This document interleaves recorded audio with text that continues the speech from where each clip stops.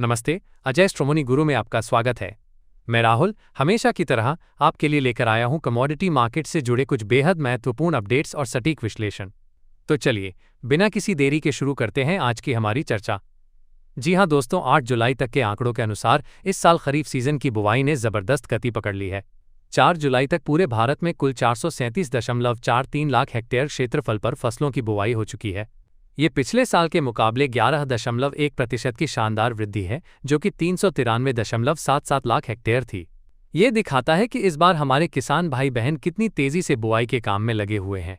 अगर हम अलग अलग फसलों की बात करें तो धान चावल का क्षेत्रफल 7.4% बढ़कर 69.3 लाख हेक्टेयर तक पहुंच गया है, जो कि आने वाले समय में चावल की उपलब्धता के लिए एक अच्छा संकेत है। दलहन दालें के क्षेत्रफल में तो कमाल की बढ़ोतरी हुई है। यह 35.2% की जोरदार वृद्धि के साथ 42.57 लाख हेक्टेयर हो गया है। इसमें भी खास तौर पर मूंग की बुवाई 146.4% बढ़कर 16.58 लाख हेक्टेयर हो गई है, जो पिछले साल सिर्फ 6.73 लाख हेक्टेयर थी। उड़द की बुवाई भी बढ़कर 5.27 लाख हेक्टेयर पर पहुंच गई है। हालांकि अरहर का क्षेत्रफल 11.1% घटकर 16.47 लाख हेक्टेयर रह गया है, जिस पर हमें नजर रखनी होगी। तिलहन तेल वाली फसलें की बुवाई में भी 14% की बढ़ोतरी देखी गई है और ये 108.21 लाख हेक्टेयर पर पहुंच गई है। इसमें सोयाबीन की बुवाई बढ़कर 79.04 लाख हेक्टेयर हुई है और मूंगफली में तो 50.8% की भारी वृद्धि के साथ 26.74 लाख हेक्टेयर पर बुवाई हुई है। सूरजमुखी का क्षेत्रफल लगभग स्थिर 0.46 लाख हेक्टेयर रहा। अब बात करते हैं अन्य महत्वपूर्ण फसलों की।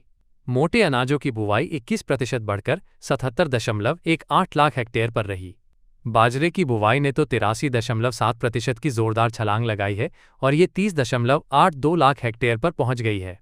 ज्वार 5.54 लाख हेक्टेयर पर है, जबकि मक्का का क्षेत्रफल मामूली गिरावट के साथ 39.35 लाख हेक्टेयर पर दर्ज हुआ है। कपास का क्षेत्रफल मामूली बढ़कर 79.54 लाख हेक्टेयर हुआ है। वहीं जूट और मेस्ता में 2.7% की गिरावट आई और ये 5.47 लाख हेक्टेयर रह गया। गन्ने का क्षेत्रफल 55.16 लाख हेक्टेयर पर लगभग स्थिर बना हुआ है। दोस्तों, इन बेहतर बुवाई के आंकड़ों के पीछे सबसे बड़ी वजह है मानसून की सक्रियता। 1 से 7 जुलाई के दौरान सामान्य से 31% अधिक यानी 74 मिलीमीटर बारिश दर्ज की गई है। और आपको जानकर खुशी होगी कि 1 जून से अब तक कुल बारिश सामान्य से 15% अधिक यानी 254 मिलीमीटर हो चुकी है। मानसून की अच्छी स्थिति और हमारे जलाशयों में पानी की बेहतर उपलब्धता ने खरीफ की बुआई को जबरदस्त मजबूती दी है। इसके साथ ही हमारे किसान अब मिट्टी की गुणवत्ता और फसलों की सेहत सुधारने के लिए टिकाऊ कृषि तरीकों पर ज्यादा ध्यान दे रहे हैं, जो कि हमारे कृषि क्षेत्र के लिए एक बहुत ही सकारात्मक बदलाव है। तो दोस्तों, ये थी खरीफ की बुवाई और मानसून से जुड़ी ताज़ा जानकारी।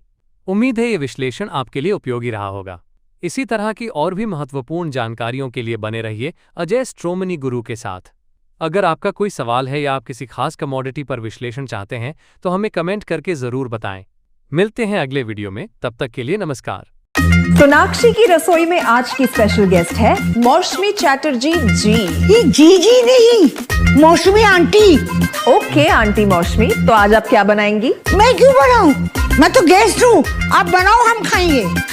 एक्टिंग में तो हिट हो, अब खाना बनाओ सुपर हिट। ठाट से बनाऊंगी खाना, है ना द बेस्ट एवरीडे मसाला। आओ बनाते हैं मसालेदार छोले।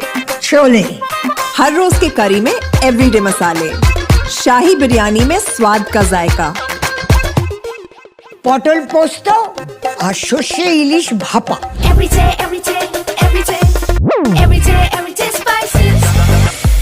साफ मसाले, खुशबू और प्योर झांझ, टेस्ट से भर दे हर जुबान पे स्वाद। एवरीडे मसाले, देश का स्वाद।